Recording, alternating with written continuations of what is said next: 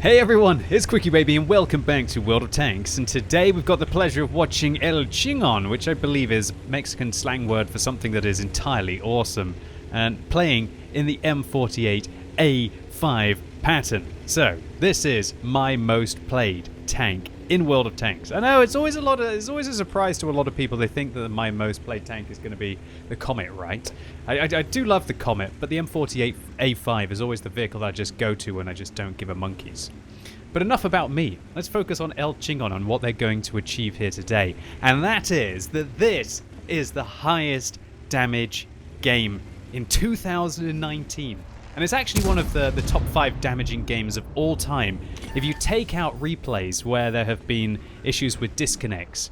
Quite often in World of Tanks, well actually not very often, quite seldomly, for some reason one entire region will disconnect, but anybody connected to that region will still be in the game. And so there are some absolutely ludicrous replays up on the What Replays website where people have done 20,000 damage, albeit against AFK tanks.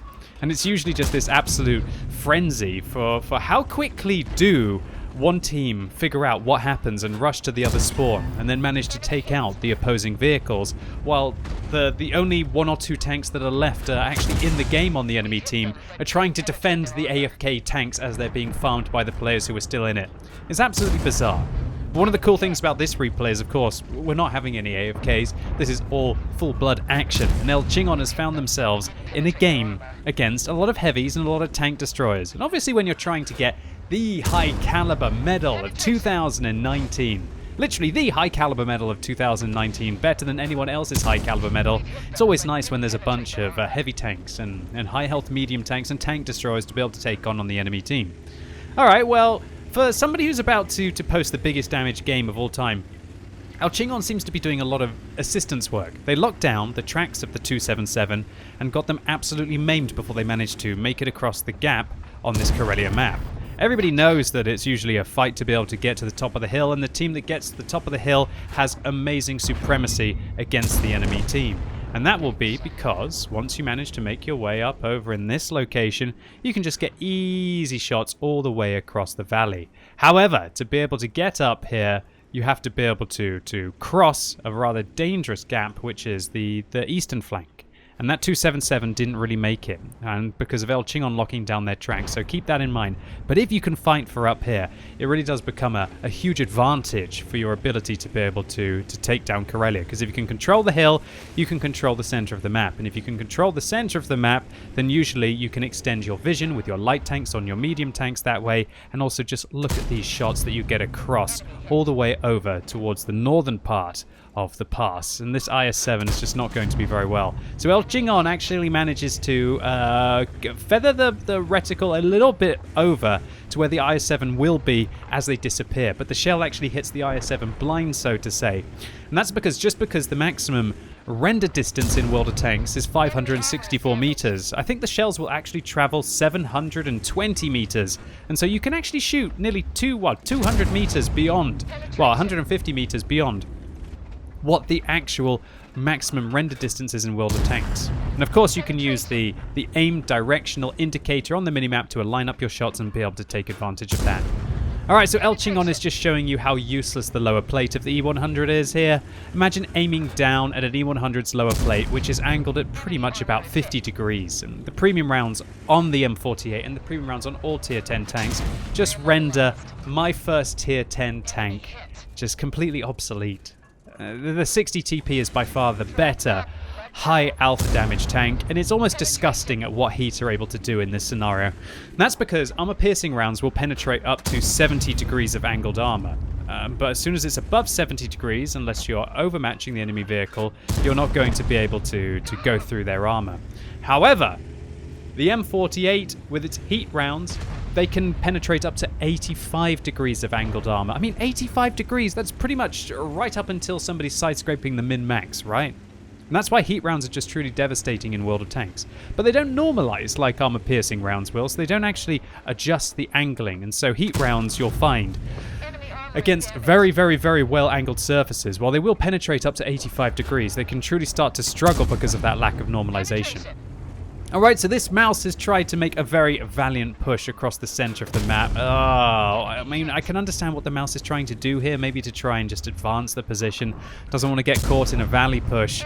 But really, all that's happening now is this mouse is making a gigantic hit point donation to El Chingon, who chomps down that tier 10 German heavy tank and now decides to advance. Obviously, seeing that the enemies are locked all in place towards the south part of the map, El Chingon now wants to extend the view range for his team and catch out the heavy tanks. Looks like a Type 5 was thinking about going and helping out the mouse, but just not interested in doing that anymore, as now the Type 5 is trying to back his way into cover as quickly as possible. The artillery on El Chingon's team misses, and now he's just going to work on the side of this Japanese heavy tank, who now swings the hull round almost like it's a battleship towards El Chingon.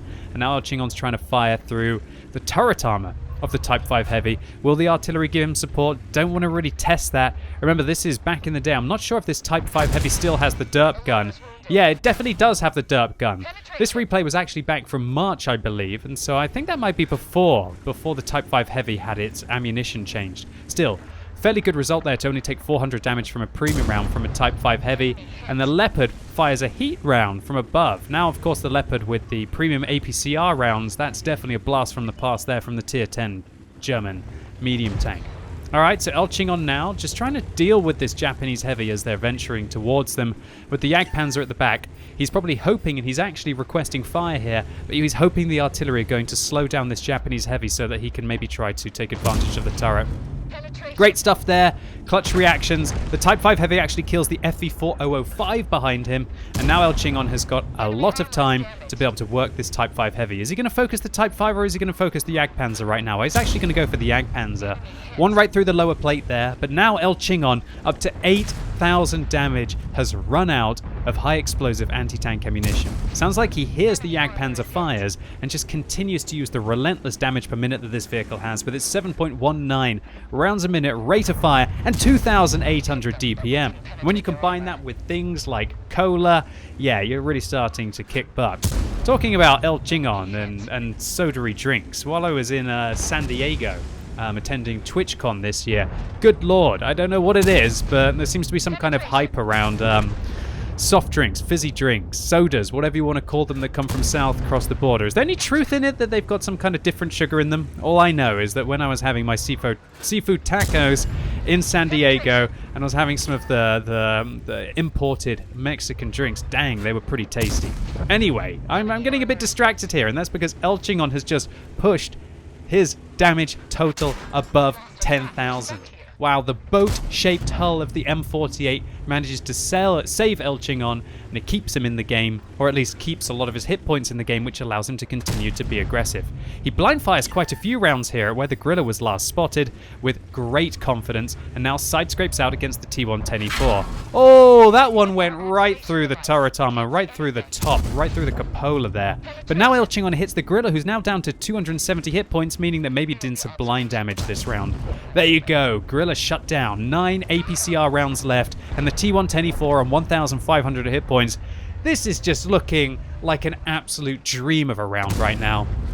The T110E4, limited with its turret traverse, 90 degrees to the left and 90 degrees to the right, is unable to be able to turn to face the M48A5 pattern, and the equal-tiered American vehicle is showing you how important a fully flexible turret is, rather than a semi-flexible turret as you would have on a tank destroyer. El Chingon now stops, thinking his job is done.